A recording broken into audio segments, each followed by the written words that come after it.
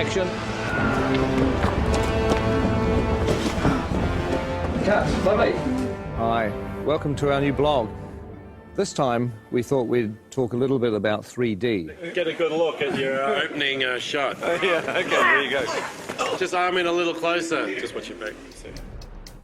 Hi, I'm Angus. Welcome to the world of 3D. Shooting The Hobbit in 3D is a dream come true. I mean, if I had the ability to shoot Lord of the Rings in 3D, I certainly would have done it. What I actually did on the Lord of the Rings is I had a 3D camera taking 3D photographs. Hopefully, one day, maybe even on 3D Blu-ray, we might be able to actually show you some of the 3D photos from 10 or 12 years ago. 3D, and I've got reading glasses. It's all good. But now, the reality is that it's not that difficult to shoot in 3D. I love it when a film draws you in and you become part of the experience. And 3D helps immerse you in the film. The essence of our camera system is a camera called the Red Epic. Really, it's this thing that enables us to shoot 3D on The Hobbit. But of course, to shoot 3D, you actually need two cameras. The problem that we have in the cinema world is that the lenses that we use are so large that we cannot get an interocular similar to a human's, which is the separation between your eyes. For us to get the two cameras as close together as possible, they have to shoot into a mirror. We have to use a mirror system, which is a rig that's designed by a company called 3Reality. one's left eye, one's the right eye. One shoots through a mirror, the other one bounces off a mirror, and so the two images are perfectly overlaid. With using two eyes, we can move the cameras apart and also, more importantly, is find a convergence point. For example, see around someone's face, just like you're looking at a friend. The convergence point is the screen plane itself. 3D forms two places: positive space, which is inside the box, what you see behind the person who's standing on the screen, and negative space, which is what you feel comes out into the audience, an arm, a bullet, or whatever you want. And the whole idea with these rigs is you can change the interocular and the convergence as we're shooting. We can see that separation on a 2D screen with a left and a right eye overlay. So we can do this live throughout a shot, changing our 3D effect the whole way through. Roll sound. We're watching the movie in 3D as we make it. That looks so good. You almost feel like you're in it. A lot of people have an image of 3D being big and cumbersome, and that's true. But we've got a lot of different rigs that we've built for different purposes. It's actually easier in this weird 3D world to have different camera systems for different uses. So this is a camera that we built to go on a crane that can move around and it never comes off the crane. This is the TS5 in a handheld mode. It's our main workhorse camera. It's light, it's small, so it allows Peter to get into very tight, narrow corridors and caves as if he would with a 2D camera. Oh, yes, yes, yes. You know, mobile camera work has always been very important for the films that I've made, and the last thing I wanted to do when we went to 3D was to restrict or change the shooting style. So with the camera doing the help as well, you don't need me to do much. It was very important for The Hobbit that we feel like the same filmmakers have gone back into Middle-earth to tell a new story. We're shooting at the same speed as you'd shoot 2D. Dollies, cranes, Steadicam, we put it on the shoulder and we shoot handheld. The same as we would always shoot a movie. Of course, once you've got 3 or 4 cameras for main unit, you need 3 or 4 cameras for second unit, which is 8 cameras, which is really 16 cameras. This is a world of The Hobbit camera department. We have 48 Red Epic cameras, and they're on 17 3D rigs. This one's called Walter, which was my grandfather. This one's Ronald, my uncle. Emily was Fran's grandmother.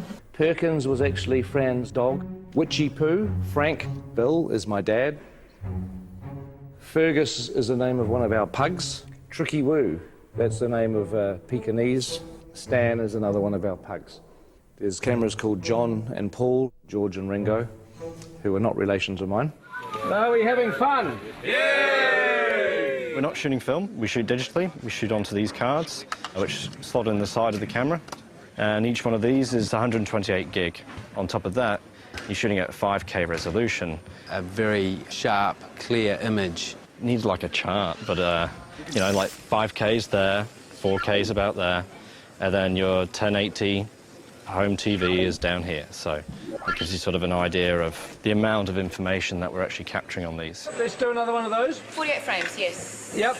We're shooting The Hobbit at a higher frame rate at 48 frames per second, which is twice the normal 24 frames. The human eye sees 60 frames a second, so 48 frames is more of a natural progression toward giving the viewer what they would actually see in the real world. The people who have seen scenes of The Hobbit at 48 frames a second often say that it's like the back of the cinema has had a hole cut out of it where the screen is and you're actually looking into the real world. Once you add stereo and it gives you that extra ability to control depth, you can devise ways in which it can become part of the storytelling of the film. For instance, in Mirkwood, we really play on the fact that it's a forest that's kind of hallucinogenic almost. It draws you in, it makes you part of it, and you may never get out. What we want is just to stay where you are and then... Stay back! Stay where you are!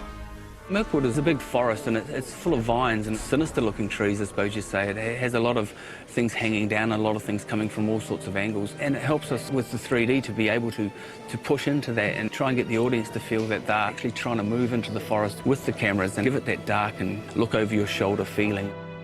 Colour-wise, with the red camera, tends to eat colour a little, and so we add more colour. If you look at the ungraded footage, the trees look incredibly psychedelic. They look like they were painted in 1967. We wouldn't normally be quite as bold as this, even in Mirkwood, which is an enchanted forest, so it's like we oversaturate. Look! In the movie, they won't look anything like that. They'll be graded down and you'll just get the barest hint of colour in the finished film. They're coming back! 3D 48 frames is pretty unforgiving, and we have to change our whole way to go about coloring these things, because what we found out in early tests that if there wasn't enough red in these pieces, they would punch up yellow and react differently than normal skin with blood running through it. So here's an example. This is Graham McTavish, his Dwalin, and we've had to add a lot of red tones to his makeup. So if you notice, if you stick your hand up next to your face, how incredibly pale this man is right now. I've barely seen daylight for the last 6 months, that's fine. Yes. So we have to add the blood in the piece to make him look like a normal flesh tone. It looks freaky now, but on film it's going to read beautifully. Fingers crossed. With the 3D HD stuff, it is amazing how when people's hair moves around on the wigs, it has to actually be the real thing. It has to be real hair. And you find because the number of frames a second you're using and so on and so forth, if you've got real hair moving around, it just looks real. I've never worked on a film that's 48 frames per second and uses the cameras that we're using. It's challenging to look for fabrics that work. I know full well that a fabric that we bought ages ago for a dressing gown for Bilbo would probably make people feel sick if they saw it on camera. It's got spots on it with a little spot inside it, and it would just be like someone throwing stones at your face, I think. So I've avoided that fabric like the plague. It's in very poor taste! Others are just a joy to behold, and the camera picks it up and the audience could see every last detail. So in that sense, it's really exciting. This film is really breaking new grounds in many ways as far as the technology of the filming goes. But John and I are still working in our time-honoured methods of pencil and charcoal, composing pictures in 2D. And we thought we'd try and come up with some way of actually incorporating a 3D aspect into the way that we were producing the concept art. That might communicate more clearly to Peter and to the other technicians. So what we're doing is 2 drawings. One is in red, one is in blue, and the 3D glasses have a red lens and a blue lens, one for each eye. Don't go too heavy. This is probably the first serious cinema production where the actual concept art has been done in 3D. Rather than sharing just the same office, we're actually sharing basically the same vision. Yeah. There's been a bit of a tendency for me to take on the blue, and obviously, you know, sitting on the right-hand side of the picture, it's easier to actually get your head around the left side. It doesn't make sense when you try and explain it like that. It's a huge help for Peter because we're actually proposing the full depths. I mean, it means Peter has to wear glasses when he looks at our art, but... Yeah. My God, coming at you, look at that. Woohoo! If you happen to have a pair of glasses like these at home, you should be able to see the artwork in 3D. You look great. Very three-dimensional. You've definitely improved. I know. So I hope you found this blog interesting. I know it's a little frustrating because just about everything we've been talking about you can't actually see at the moment. You can't see the 3D, you can't see the 48 frames, you can't see the 5K, but you will. December 2012, you'll finally get a chance to see what we've been talking about. Anyway, I've got to get back to set. It looks like they're almost ready for me down there. We're actually shooting today, as you can see, in a pine forest, but it's not really a pine forest. It's a polystyrene and plaster pine forest. But very shortly, we're going to be leaving the studio and moving on to locations for a few months. So the next time we see you will be from a location somewhere in New Zealand. Catch up with you soon.